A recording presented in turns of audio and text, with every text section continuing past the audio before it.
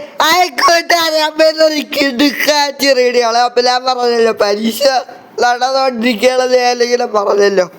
അപ്പൊ ഇന്ന് അമ്മ ക്വസ്റ്റ്യൻ പേപ്പർ മേടിക്കാൻ പോയ സമയത്ത് എൻ്റെ ടീച്ചർമാര് എനിക്ക് ബ്രൗണി വിത്ത് ഐസ്ക്രീം തരണം കഴിച്ചു. എനിക്ക് ബ്രൗണി എന്ന് പറഞ്ഞാൽ ബ്രൗണി ഐസ്ക്രീം എന്ന് പറഞ്ഞാൽ ജീവനാണ്.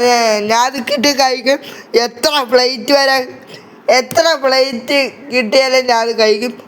കുമ്മാന്നാണ് ഞാൻ അടിച്ച് കയറ്റണേട്ടോ കഴിച്ചു.